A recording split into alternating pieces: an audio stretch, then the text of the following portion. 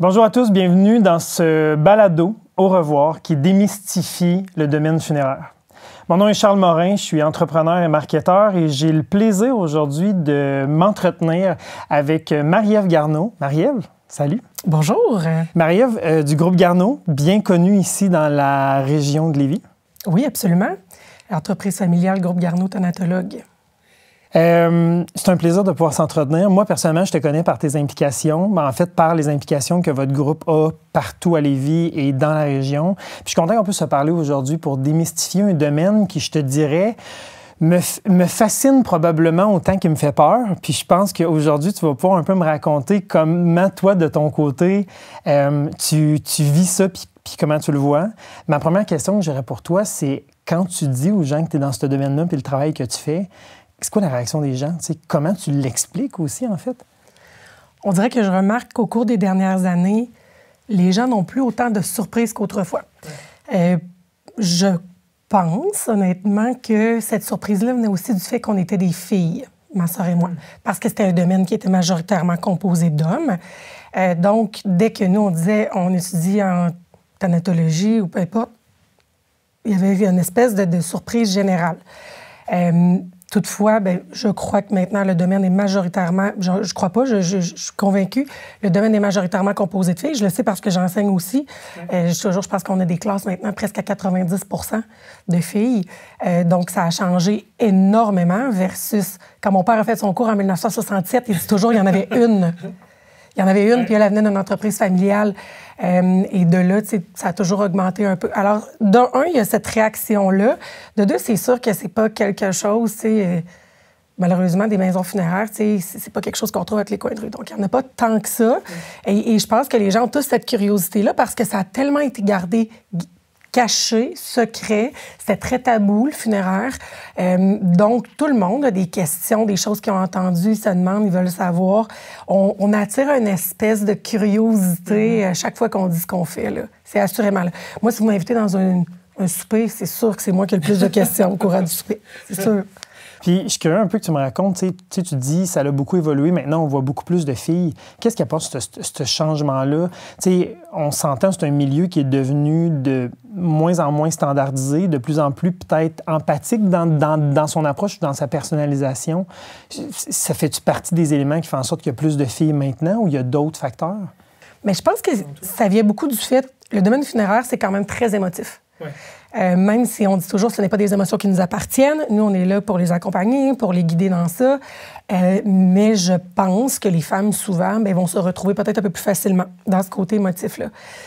Aussi, avec les années, beaucoup se sont rendus compte que dans la préparation aussi des corps, c'est beaucoup de l'esthétisme. Ouais. Donc, ça vient chercher aussi une certaine partie de la population qui ont ces goûts-là, ces attraits-là, davantage. Mais à la base, oui, majoritairement tous les domaines au Québec, c'était des hommes. Les femmes travaillaient de la maison. Je ne dis pas qu'elles ne travaillaient pas, parce que quand on avait 12 enfants, on travaillait de la maison. Mais ce que je remarque, c'est que souvent, dans la tête des gens, c'est très physique. Ouais. On travaille avec des charges qui peuvent être très lourdes, tout ça. Donc, automatiquement, c'était quelque chose qui était destiné aux hommes. Et c'est très solennel. C'était toujours l'homme qu'on voyait en avant avec le grand chapeau, les beaux habits. Ouais. Mais on a su apporter, je pense, complètement autre chose dans ce monde-là qui est en révolution de A à Z là, au cours des 10, 20, 30, 40 dernières années. Mon père serait assis ici avec nous, il y aurait tout à fait un autre discours là, par rapport à ce que moi je vis versus lui, la réalité qu'il a vécue. Puis sûrement de ce que tu vis avec les étudiants que tu as présentement, puis ceux qui sont en train de rentrer, qui doivent avoir encore une autre vision, parce que vous êtes dans un domaine qui innove, qui avance assez vite en ce moment. Là. Oui, assurément, je dis ça innove toujours pas assez à mon goût parce que des chercheurs dans le domaine funéraire, il n'y en a pas tant. Ouais. C'est rare qu'on dit, moi, je travaille en recherche, je travaille dans le funéraire. Ouais, non. Ouais. Oui, bien sûr, il y a des compagnies, tout ce qui est les produits qu'on utilise en thanatopraxie, tout ça. Oui, il y a des gens qui sont spécialisés là-dedans, c'est ce qu'ils font. Par contre, nous, on est beaucoup en réaction à ce qui se passe au niveau socio-démographique. Donc, on essaye de s'adapter, d'être toujours un petit peu au devant d'eux. Mais c'est un monde où je pense que ce que je dis maintenant à mes étudiants, ce qui va vous aider le plus, ce qui va vous permettre d'avancer le plus dans le funéraire, dans les prochaines années, c'est votre ouverture. Parce qu'il n'y a plus de bonnes ou de mauvaises demandes, il n'y a plus de choses ridicules ou pas. C'est selon ce que vous avez besoin au moment où vous en avez besoin, en autant que ça respecte la dignité de la personne qui est décédée et que ça respecte vos convictions à vous. Il n'y en a ça pas de problème. Ça peut très bien fonctionner. Autre question qui me brûle un peu les lèvres, tu sais, on parle que c'est un domaine dans lequel tu dis, c'était très carré, on voyait le monsieur en bel habit et autres. C'est un domaine qui est pour nous un peu inconnu, puis je vais dire le commun des gens. De ton côté, on pourrait se poser la question, mais comment on peut travailler en day-to-day d'une certaine façon avec des personnes qui sont décédées constamment, puis avec des personnes qui sont en deuil, tu sais? Comment vous gérez ça, ce côté-là? Parce que pour te connaître, tu es une personne extrêmement dynamique, de bonne humeur. Fait que comment on gère ça, ce côté-là? Je pense que ce qui est le plus difficile au début, c'est vraiment de pouvoir départager. Je me souviens, quand j'ai fait mon cours, on avait une enseignante qui disait, c'est comme un habit que vous enfilez le matin. Mm-hmm. Quand vous arrivez, il faut que vous soyez capable de le retirer. Et moi, personnellement, ben non, hein, moi, je suis quelqu'un qui est toujours pareil. Je suis intègre, je suis authentique. Il n'y a pas de deux Marie-Ève, c'est toujours la même personne. Ça, c'est vrai. Je pense sincèrement que les gens sont capables d'entrer facilement en relation avec moi parce que je suis toujours la même. Par contre, je le sais quand je suis en relation d'aide, en relation d'écoute, versus quand je suis plus dans d'autres départements de ma vie, justement, communautaire, engagée, altruiste, tout ça. Les premières années ont été plus difficiles pour moi parce que, malheureusement, j'avais cette difficulté-là à faire la part des choses et j'embarquais beaucoup dans le deuil des gens avec eux.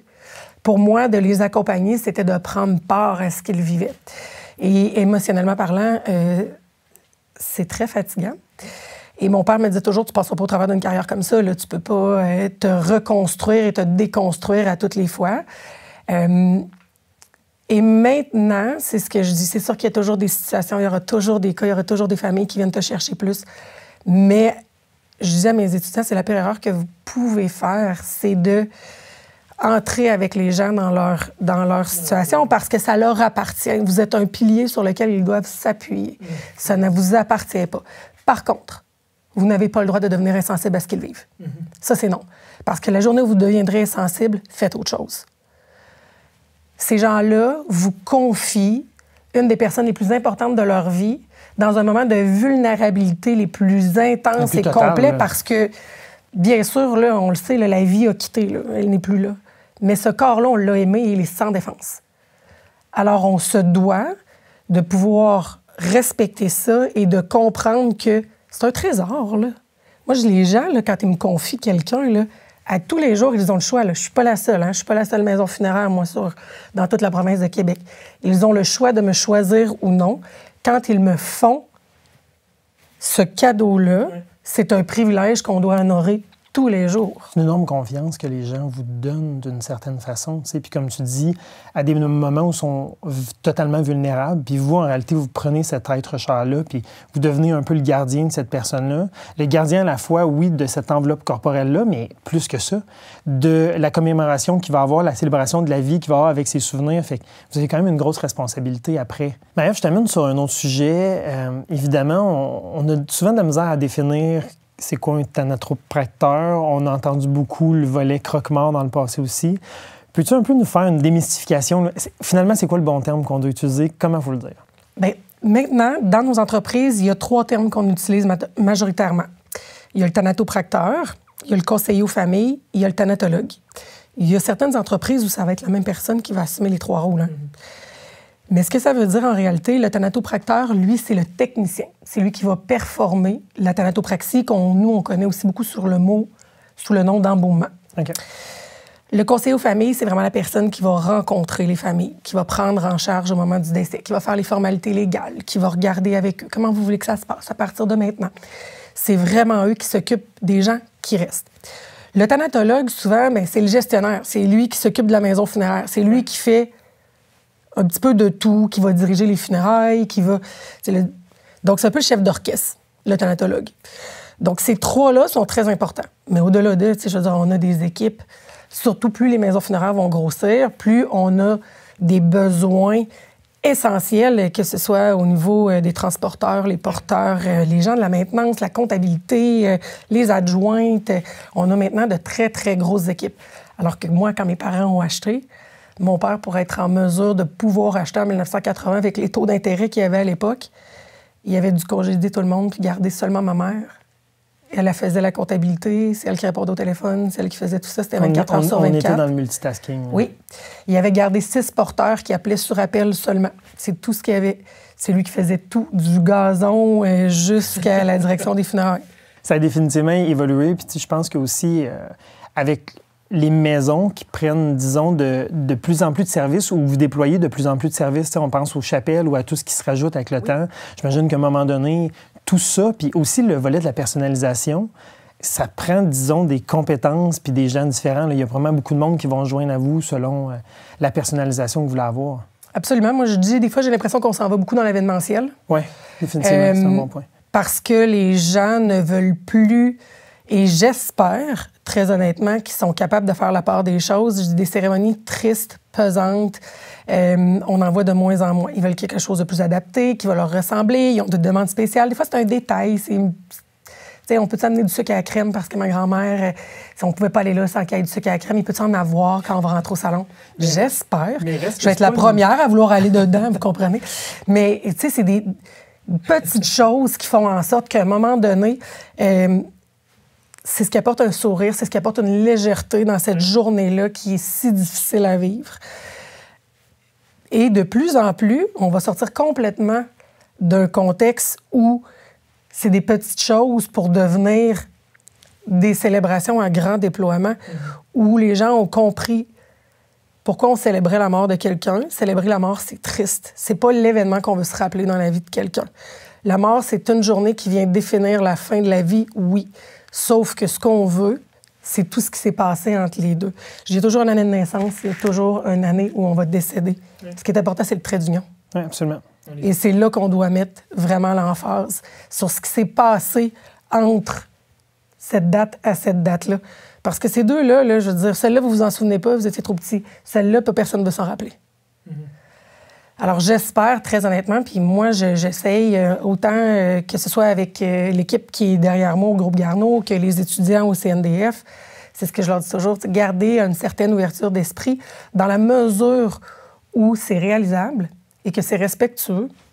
Pourquoi pas, vous êtes qui pour juger de ce que les gens aiment et n'aiment pas, au même titre que moi, je ne vais pas vous dire quoi faire chez vous.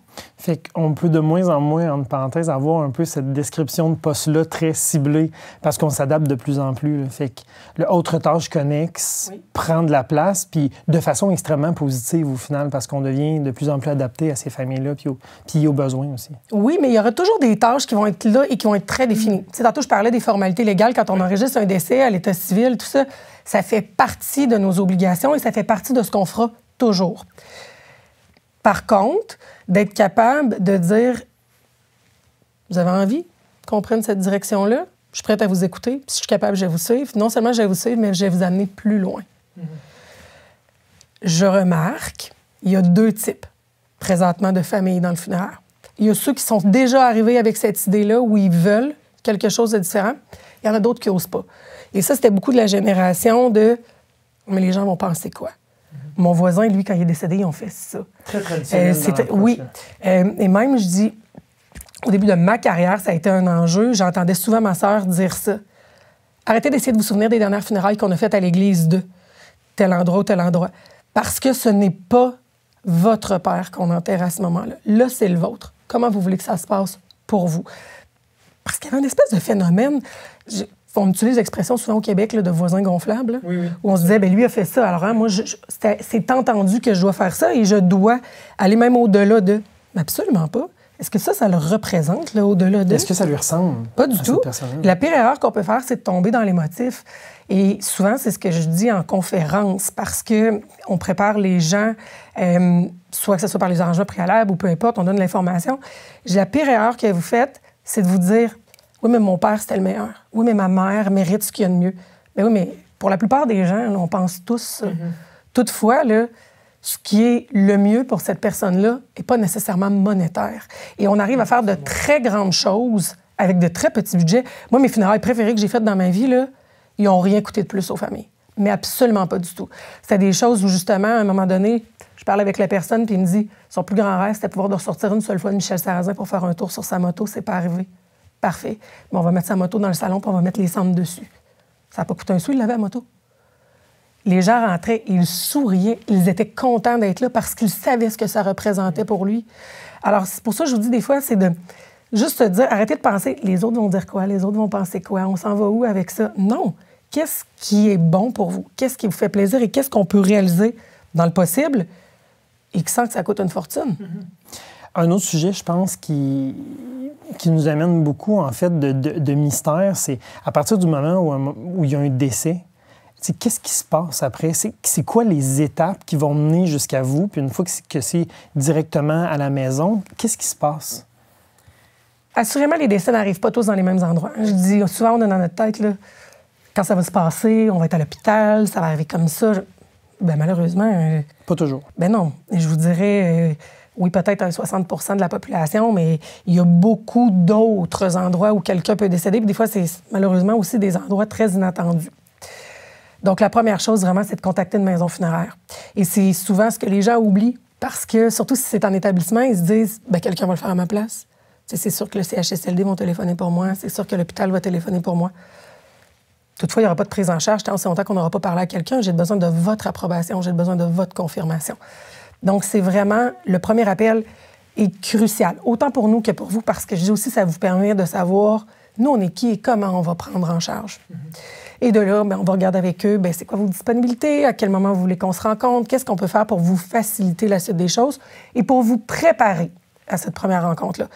Parce que, de plus en plus, il y a énormément de formalités légales. Et ces formalités légales-là, bien, on a besoin de certaines informations. On ne peut pas... pour la plupart, je vous dirais, pour beaucoup de gens, là, une des réalités là, à laquelle on est confronté énormément au Québec là, dans les dernières années, là, c'est quoi la date de divorce de vos parents? On a de la difficulté à se souvenir de la date de leur mariage. Imaginez la date exacte de leur divorce où le jugement a été rendu. Mais c'est extrêmement important. On en a besoin pour certaines formalités. Donc, on peut déjà leur dire, voici ce que vous devez préparer, ce que vous allez avoir besoin. Si vous ne l'avez pas, c'est pas grave. Hein? On va se reparler. Mais au moins, pour pas que vous arriviez que déjà vous ayez un sentiment de panique et de désorganisation face à nous. C'est la dernière chose qu'on veut. Là. Vous êtes déjà dans un paquet d'émotions qui sont confondues entre elles et qui ne sont pas parfaites. Et par la suite, bien, on regarde justement qu'est-ce que vous voulez pour cette personne-là à partir de maintenant, parce qu'il y a des solutions, des avenues, des possibilités. Il y en a une panoplie. Souvent, les gens se disent, bien, il va être incinéré ou il va être enterré? C'est des modes de disposition. Entre ça, il y a tout un monde. Et c'est lequel que nous allons construire ensemble. Alors, c'est là où on essaye de les apporter. C'est pour ça que c'est si important d'avoir... Mon père disait toujours, dans la vie, là, on a 2 oreilles et une bouche. Nous, les Garneau, on parle pas juste un peu. Alors, il faut qu'on écoute 2 fois plus. Oui. C'est important. Alors, le sens de l'écoute est primordial. Quelqu'un qui n'est pas capable de faire ça, assurément, malheureusement, c'est peut-être pas sa place, le funéraire. 100%. Fait que je comprends qu'après ça, les familles viennent vous voir, vous allez prendre les différentes dispositions avec eux, puis après ça, vous vous occupez de tout globalement. Bien oui, absolument. On va commencer habituellement par, comme je disais, faire tout ce qui est les enregistrements au niveau gouvernemental, tout ce qu'on peut vous dégager, ce qui s'applique à monsieur, madame, tout le monde. Parce qu'il y aura toujours des choses qui... C'est très, très propre à une personne, selon une carrière, selon une vie. Et dès que c'est monétaire, nous, on se retire. Parce que je dis, je ne veux pas faire partie de ce processus-là. Je ne veux pas que les gens nous prêtent de mauvaises intentions. Par contre, de là, une fois que cette portion-là, elle est réglée, moi, je dis toujours, c'est la partie qu'ils étaient par rapport à leurs avoirs. Là, on doit regarder comment vous voulez qu'on se bâtisse au travers de ça. Et là, il faut préparer déjà le rituel. Justement, est-ce qu'on doit préparer ou pas un corps? Est-ce qu'on doit... il y aura toujours un minimum de préparation parce que... Et ça, souvent, c'est ce qu'on apprend aux gens. Quand ils nous appellent, lors du premier rendez-vous, on dit toujours, peu importe, hein, qu'on est pour la crémation ou qu'on est pour une disposition de corps dans un cercueil, ça va nous prendre des vêtements. Mais ils disent, t'es incinéré. C'est une question de respect. Nous, on va lui faire une dernière toilette et on va l'habiller complètement parce qu'il devra être identifié par un membre de notre personnel pour s'assurer qu'il n'y a pas erreur sur la personne et tout ça. Et par respect, moi, je me dis toujours, si j'étais vous, moi, on ne verra pas mes parents n'importe comment. Alors, et là, déjà, juste de leur dire ça, Hein, je ne m'étais pas imaginé, OK, là, il faut que j'aille chercher des vêtements. Pas obligé de ses plus beaux habits, mais en quoi il était confortable. On pense pas du tout, non. Alors, tu sais, c'est toutes ces petites choses-là qu'on va essayer de faire en sorte qu'elles soient facilitées dans le processus. Et comme je dis toujours aux gens, on ne bâtira pas tout ça dans une journée, là. On peut se reparler, on peut se revoir. Ça dépend de votre adaptabilité à la situation dans laquelle on est présentement. Mais on n'a pas d'enjeu où tout doit être défini dans les 2 prochaines heures et ça doit se passer comme ça. Parce que maintenant, on est beaucoup plus un chef d'orchestre qu'on l'était autrefois. Autrefois, justement, on enregistrait un décès, on offrait un service. Donc oui, on s'occupait de la personne. Majoritairement, c'était des thanatopraxies. On faisait le service. 48, 72 heures après, on allait au cimetière. C'était à peu près tout, là. Là, on savait qu'on aurait peut-être, à un moment donné, au travers de la célébration, dire que la famille les recevait dans une salle quelconque pour un goûter. Maintenant, ce n'est plus ça. Justement, on doit s'occuper parce que pour la plupart, bien sûr, nous, on aime encore aller dans les églises puis dans nos municipalités. Ça fait sortir nos voitures, ça fait sortir nos employés. Ça fait partie d'eux, mais on l'a dit tout à l'heure, les salles de recueillement sont de plus en plus populaires dans nos complexes. Donc, trouver un célébrant, trouver des musiciens. Ensuite de ça, ils vont nous demander, bien là, tant qu'à être là, est-ce que vous pouvez vous occuper des fleurs? Donc là, oui, on travaille avec certains fleuristes dans certaines municipalités. On essaie d'encourager tous ces gens-là parce qu'eux aussi, ils vivent de ça. Ensuite de ça, bien, on a des salles de réception. Donc, on va vous mettre en contact avec des services de traiteurs. Et là aussi, ce qui est arrivé dans les dernières années, c'est tout le volet après-funéraire. Donc, maintenant, on a des bistrots. On va offrir de l'alcool, des breuvages, un paquet de choses. Les gens vont vouloir aller jusque-là, tu sais, cette bière-là, le dimanche après-midi, c'était comme... C'est un classique, là. On le sait que c'est lui, là, ça fait partie de... Ouais. Est-ce qu'on peut l'avoir? Est-ce qu'on peut offrir ça?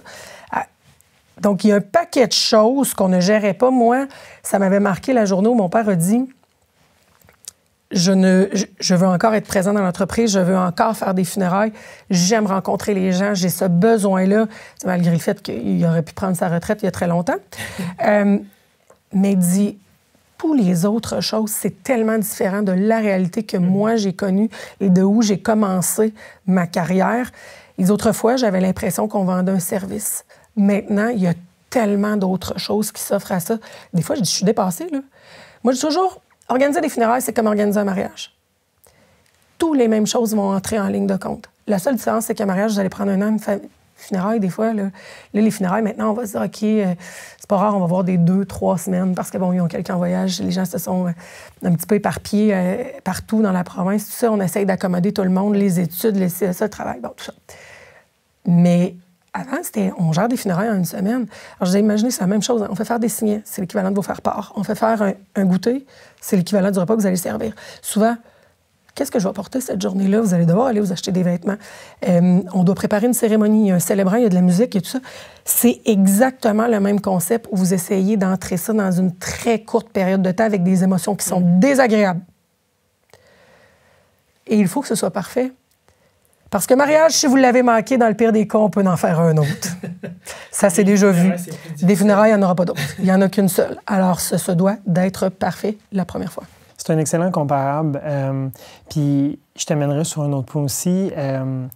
Tu es parti du domaine de la littérature à la base pour un peu me demander, mais comment on atterrit dans le domaine funéraire?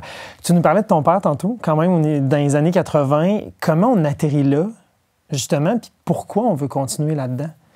Moi, je suis née dans une maison. Ben oui, funéraire. Absolument. Et, je veux dire, ma mère a pris le temps d'aller à l'hôpital, mais je veux dire, quand même...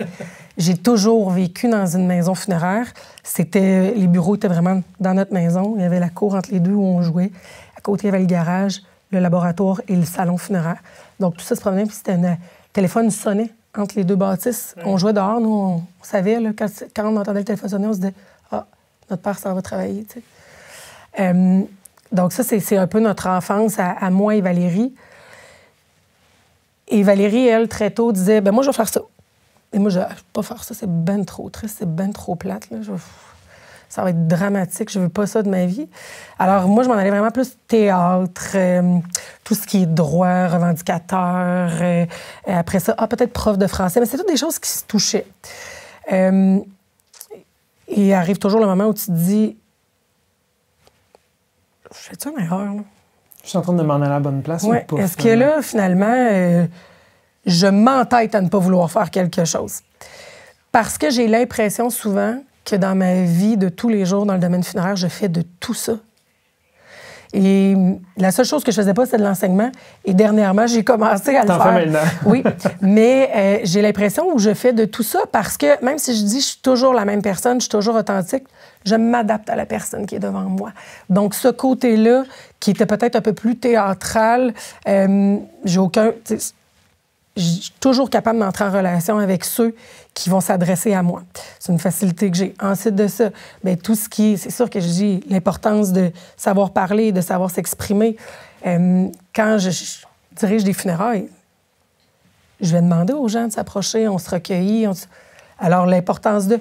Alors, pour moi, c'est pas une coïncidence. Je dis toujours, c'est tous des choses qui sont venues justement s'embriquer dans ce que je fais maintenant et qu'il faut que je pense, je peux dire maintenant, à mon âge, oui, que je pense que maintenant, j'ai cette certitude-là, j'ai cette assurance-là que je sais ce que je fais et je pense fondamentalement que je le fais bien. Mais c'est parce que j'ai plusieurs, justement, facettes à ce que j'avais développé en cours de route pour me rendre là. Tu nous parlais tantôt que tu as été élevé dans une maison funéraire, du moins à côté. Je suis curieux de te demander la première fois que tu as été en contact avec un défunt. On s'entend probablement un jeune âge dans ton cas.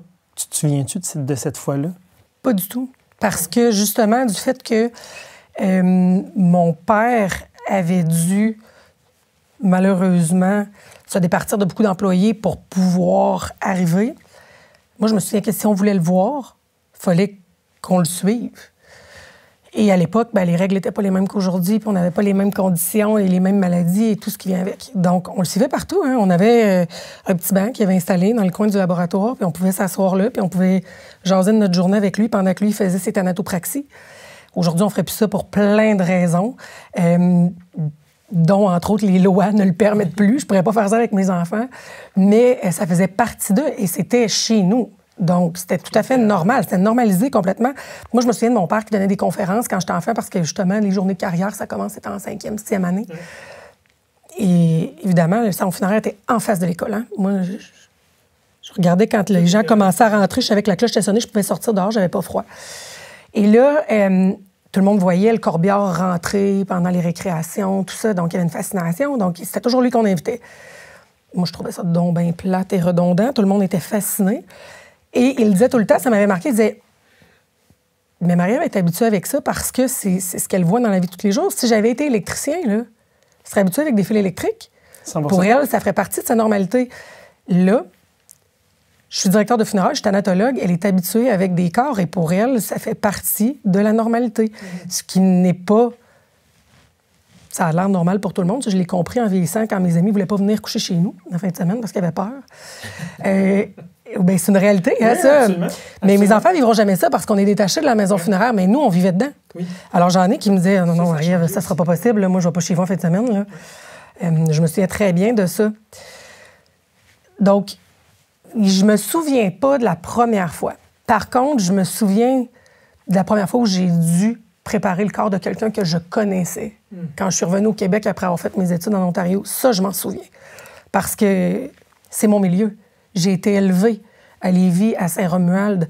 Donc, automatiquement, plus tôt ou plus tard, ça allait arriver quelqu'un que j'avais connu personnellement à un moment de ma vie. Et je venais de terminer mes études, là, c'était au tout début. Et je me disais... Ça doit être frappant quand même. Oui. Ça va-tu être toujours comme ça? Je vais-tu être toujours confrontée à ça?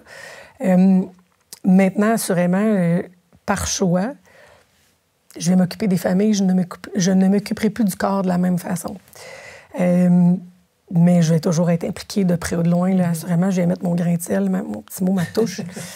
Mais je pense que c'est quand tu connais quelqu'un trop bien, au point de vue des préparations du corps qu'on fait, il y a certaines choses où je ne veux plus m'imposer ça. Je sais comment je fonctionne, puis je sais ce que ça va me prendre pour me remettre. Toutefois, au même niveau où je pense pas que déontologiquement parlant, un médecin, un chirurgien a le droit de faire une opération sur un membre de sa famille, là, pour les mêmes raisons. Alors, c'est pas quelque chose maintenant que je désire faire. Comme je dis, je vais m'impliquer, c'est sûr, mais je le fais différemment. Oui, absolument. Considères-tu que ta relation avec la mort a changé, puis ou peut-être qu'elle a toujours été la même parce que tu le dis toi-même, tu sais, depuis que je suis jeune, que je suis là-dedans, mais je te reposais la question différemment. Comment tu considères ta relation avec la mort aujourd'hui? Plus je vieillis, moi, j'ai de certitude. Alors, assurément, je pense que quand j'étais plus jeune, je disais toujours ce qui me fait peur, c'est de vieillir. Parce que je voyais... Tu sais, nous, majoritairement, notre clientèle, c'est des gens plus âgés. Alors, je me disais, des fois, j'entends des choses, l'isolement, ce qu'on va voir, quand ils nous disent « Oh, ça fait tant de temps que je suis en CHSLD, que j'ai moins de contact avec ma famille, ils sont moins présents, ils sont moins ci, ils sont moins ça. » Puis tu vois le corps qui ne veut plus nécessairement faire ce qu'il a déjà fait, puis qui n'est plus là pour toi de la même façon. Donc ça, c'est ce que je disais qui me faisait peur. J'avais peur de vieillir. Et un jour, il y a quelqu'un qui m'a dit « Non, tu vis dans le déni, tu as peur de mourir. » Et ça a été très confrontant et j'ai été obligée d'admettre que, ben oui, effectivement, et je pense que la raison pour laquelle j'ai cette peur-là, c'est parce que je vois la peine que ça fait aux autres et je ne veux pas... Quand tu te mets dans un contexte où tu te dis c'est les gens que j'aime le plus au monde, tu ne veux pas qu'ils aient cette peine-là à cause de toi. Et c'est inévitable, hein? Inévitable. Malheureusement, la peine lors d'un deuil est le prix à payer pour avoir aimé. Donc, c'est extrêmement bien dit. Inévitable. On ne peut pas vivre une situation de deuil qui va venir nous toucher, qui va venir nous affecter. Si on a aimé, il y a des choses qui ne pourront jamais être déconnectées. C'est sûr qu'on a différents degrés de relation avec les gens. Moi, il y a des gens que ça me touche énormément quand ils décèdent. Bien, je n'ai pas nécessairement de relation avec eux. Mais je suis capable de dire, cette personne n'aurait pas dû décéder, elle n'aurait pas dû décéder à cet âge-là, elle n'aurait pas dû décéder dans ces conditions-là. Assurément, je trouve pas ça évident, mais je ne serai pas touchée de la même façon. Donc, je pense que c'est pour ça, c'est de savoir que moi, quand je vais mourir, les gens que j'aime vont être impactés. Et j'aimerais mieux pouvoir leur éviter ça. Sauf que leur éviter ça ne veut pas dire, justement, ne rien faire, esquiver ce processus-là, s'en débarrasser, parce que si on ne le vit pas, nous n'aurons pas mal. C'est tout à fait le contraire. Longtemps, j'ai dit... Ça, c'était très basé sur le catholicisme. Au Québec, on était tous majoritairement ancrés dans ça. Et on disait, il faut le voir pour le croire, parce que ça vient de l'expression « on est des Thomas ». Hein, c'était très catholique. Et moi, en plus, j'ai été pensionnaire chez des religieuses, donc j'avais des valeurs très ancrées. Et maintenant, je dis aux gens, si vous saviez à quel point cette affirmation-là, elle est fausse. Et voir pour le croire, là, ce n'est pas vrai. Parce que, malheureusement, nous, on a vécu un gros deuil avec le décès de ma sœur à l'âge de 49 ans. Et on a eu la chance de la voir à plusieurs moments suivant son décès. C'est-à-dire, le décès venait de survenir. Elle était encore dans ses choses. Avec sa famille, on était tous là. J'ai pu la voir, j'ai pu m'approprier ça. Par la suite, son corps est parti. On l'a préparé, elle est revenue. J'ai pu la voir dans son cercueil. J'ai pu, encore une fois, m'approprier quelque chose. Ça m'appartient qu'à moi. Il y a des gens qui ne seront pas à l'aise avec ce concept-là, qui ne veulent pas approcher un cercueil. On ne force pas des choses qui ne viennent pas naturellement. Mais moi, j'en avais besoin. Et je l'ai vu à plusieurs étapes pendant le processus où on organisait les funérailles jusqu'à ce qu'on conclue avec la mise en terre. Et encore aujourd'hui, j'ai souvent le réflexe de dire « faut que je l'appelle pour raconter ça ». Donc, si l'expression « faut le voir pour le croire » est si vraie, pourquoi j'aurais cet automatisme-là? Ce que je dis, c'est je ne peux toujours pas aujourd'hui, dans les circonstances où ça s'est passé, le croire. Par contre, je sais que c'est vrai, je sais que c'est arrivé et j'avais besoin de pouvoir m'arrêter pour faire des adieux à un corps que j'ai aimé, qui a été important pour moi. Et ça va m'avoir aidé dans tout le restant du processus et dans l'acceptation de ce qui nous arrivait. Parce que décéder à 49 ans, ça ne fait pas partie de la normalité des choses quand tu as encore 2 parents. Par contre, comme je disais, il y a plein de jours dans ma vie, je me dis, ça se peut pas, c'est arrivé à quelqu'un d'autre, c'est pas dans ma vie à moi. Donc, ça ne vient pas automatiquement ensemble, même si ça fait partie d'un processus. Et nous, on a décidé de le vivre comme ça et de le vivre au public. Je ne dis pas non plus que ça doit être fait comme ça pour tout le monde parce qu'on vit tous nos choses différemment. Mais ce que je trouve le plus désolant dans notre réalité d'aujourd'hui, c'est que souvent les gens se disent si on ne voit pas, ça va faire moins mal. Et au contraire, moi, je pense sincèrement que si on ne voit pas, si moi j'ai encore cet automatisme-là, je me dis, il y en a beaucoup qui doivent se dire chaque fois que la porte rouvre, est-ce que c'est lui qui revient? Surtout dans des cas de mort très soudaine, très non prévue. Exactement. Alors, il y a tout ça qui fait en sorte que je dis, vous n'êtes pas obligé de vivre des funérailles en présence du corps. Par contre, si vous saviez tout ce qu'on peut vous offrir pour vous permettre de revoir ces gens-là dans un meilleur contexte, dans une meilleure chose, parce que, moi, ma sœur qui était très malade, de la voir décéder a été un moment salvateur parce que tout d'un coup, toute la souffrance et la misère qu'elle portait au cours des dernières années était disparue. Donc, de la voir soulagée, juste ça, même si elle n'avait pas été présentée à tout le public, pour moi, ça me permettait de faire la paix avec une grande partie de ce qu'on avait vécu. Je trouve ça fascinant de t'entendre sur la notion que tu parles depuis tantôt parce que tu considères un peu cette personne-là, une fois son décès, tu parles beaucoup de son corps ou de cette enveloppe-là, en réalité, qui reste. Même que tantôt, tu disais cette enveloppe-là ou ce corps-là qu'on a aimé. Mais pour toi, je vois que tu fais littéralement la différence entre la personne qui est toujours là, qui va rester, on s'entend, dans nos mémoires pour nous, et le corps qu'on vient de libérer. T'sais. Je pense que dans le cas que tu le racontes, c'est le corps qui veut plus suivre, autant pour une personne qui est malade dans un sens que pour une personne qui serait rendue très vieux. Mais on vient libérer autre chose à côté. T'sais. On garde ce souvenir-là. En tout cas, c'est beaucoup comme ça que je le reçois. Je trouve ça vraiment intéressant. C'est effectivement tout ça parce que je dis, des fois, une réalité à laquelle on est confronté quand on présente un corps, c'est que les gens me disent, il manque quelque chose. Il y a quelque chose qui ne se ressemble pas. Il manque quelque chose. Bien, effectivement, il manque ses expressions, il manque sa voix, il manque son regard, il manque ce que cette personne-là était. L'essence de la vie, ce qu'on ne pourra jamais vous redonner, ce qui constitue, quand on dit l'âme de quelqu'un. Malheureusement, ça, c'est parti et c'est ce que vous devrez honorer jusqu'à la fin de vos jours. Moi, ce que je vous parle, c'est ce que j'ai aimé, c'est ce que j'ai pris dans mes bras, c'est ce que j'ai embrassé, c'est ce que j'ai détesté à l'occasion, parce que quand on est des sœurs, il y a des fois où on veut se les arracher, les cheveux, et oui, il y a toute une espèce de dualité. Mais tout ça, un dans l'autre, fait en sorte que peut-être que c'est mon travail qui fait que je suis capable maintenant de compartimenter les choses et de mettre vraiment à l'écart une réalité de l'autre. Mais assurément, pour moi, c'est deux choses distinctes et je pense, parce que de pouvoir présenter le corps, c'est pouvoir honorer cette enveloppe-là, de faire des célébrations, de faire des funérailles, peu importe, c'est d'honorer justement tout ce que je viens de vous dire qui est parti. On a un célébrant avec qui on travaille chez nous que j'adore et c'est un homme de religion, là. Et il dit toujours en concluant, il dit, si la religion catholique vous avez apporté sur une piste qui n'est pas celle où vous devez aller. Et si la vie éternelle n'était pas celle qu'on s'est fait promettre par la religion catholique, mais celle que vous allez décider de leur offrir, celle que vous allez permettre à celui qui est parti de continuer de vivre en disant son nom avec le même enthousiasme, en regardant encore des photos, en partageant des souvenirs. Arrêtez de faire semblant parce que vous ne voulez pas avoir mal. Au contraire, en le refoulant, vous en avez encore plus mal. Dites les choses telles qu'elles le sont. C'est probablement ça, la vie éternelle, et c'est ce que vous pouvez leur offrir de mieux maintenant qu'ils sont partis. Totalement.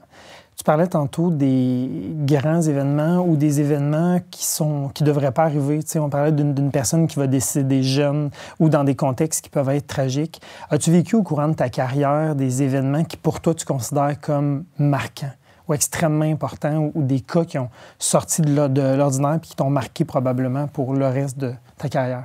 Absolument, il y en a toujours. Et des fois, autant c'est des choses qui, pour certains, vont être complètement anodines que pour d'autres. Je me souviens, je pense, un des premiers décès où c'est moi qui ai fait la thanatopraxie. En faisant mes manipulations, je me disais, mais il y a les mains à mon père. Tu sais, dans ma tête, des mains de père, c'était des grosses mains, des gros doigts. Ça m'avait frappée, je m'étais mis à pleurer, tu sais, parce que je me disais... Je voyais les mains à mon père. Et de là, tu dis toujours, bon, OK, il va y avoir autre chose à un moment donné. Mon père dit, t'as fait attention parce que un jour, tu vas faire l'erreur. Tu vas ouvrir la porte trop grand et plutôt que de les accompagner, tu vas essayer de prendre leur place. Parce que, tu sais, on dit toujours des cordonniers mal chaussés, hein? Oui. Et si mon père me disait ça, c'est parce que ça lui est arrivé. Cette famille-là, ça fait plus de 25 ans et il leur parle encore parce qu'ils ont perdu leurs 2 filles en même temps. Et mon père se disait, et si ça avait été nous? Totalement. Alors, c'est des gens qui font partie de notre vie à un point tel où ils ont été invités à mon mariage. Et mon père me dit, ne fais pas cette erreur-là, pas parce que je regrette, mais parce que ça fait mal, c'est prenant. Et on se croit toujours au-dessus, hein? Jusqu'à temps où ça nous arrive et que tu vas avoir quelque chose qui va faire en sorte que tu dis, c'est l'âge de mes enfants, hein? Ils sont allés à l'école ensemble. Ça pourrait... Et là, tu les écoutes parler, tu te dis, mais ça pourrait être moi. Donc, là, tu te dis, OK, là, première chose que tu fais, première erreur, donne le numéro de cellulaire. Vous pouvez m'appeler ou me texter jour et nuit. Non. Non, on peut pas faire ça. Puis c'est pas parce qu'on veut se cacher, c'est parce qu'à un moment donné, si on veut être capable de les accompagner bien, dignement, respectueusement, c'est parce qu'on a besoin de nous de surcharger. Alors, je l'ai fait l'erreur, hein? Je l'ai faite. Ou jour et nuit, quand tu veux, n'importe quand. Encore après 4, 5 ans, c'est sûr ça a le besoin. Elle m'appelle, elle me texte, elle dit même pas c'est qui, je vois juste, ça apparaît. Tu le sais que c'est ça. C'est dur à se remettre de ces choses-là parce que tu te visualises et tu te mets à leur place et tu prends cet espace-là qui ne t'appartient pas. Alors, après, c'est comme si nous aussi, on doit se reconstruire. Oui. Et moi, je me souviens, c'était juste avant les vacances de la construction, puis j'ai passé les 2 semaines qui ont suivi, ça a dû être les vacances les plus plates de toute ma famille. Je les ai passées à dormir. Littéralement, on s'en allait en voiture, je m'endormais. C'est extrêmement énergivore, d'une certaine façon. Là. Alors, c'est pour ça que ça peut pas être toujours comme ça. C'est pas juste parce qu'une famille est plus importante qu'une autre. C'est parce qu'à un moment donné, nous aussi, on vit. Et je dis toujours, vous seriez surpris, hein? On organise plein d'événements, nous, des congrès, des formations, ce genre de choses-là. Puis les gens disent, hey, un congrès de croque-mort, ça doit être fun. Pesant. Et je leur dis toujours, non. C'est les congrès les plus divertissants que vous verrez pas parce que, justement, nous, là, on a appris c'est quoi la mort. Donc, on sait vivre. C'est extrêmement bien dit. Tu sais, de ce que je retiens que tu me dis depuis le début, globalement, c'est qu'il y a beaucoup d'empathie dans votre métier. Je pense que de manière un peu externe, on a tendance à se dire, bien, les gens qui font votre métier, ils n'ont pas d'émotion ou sont immunisés complètement.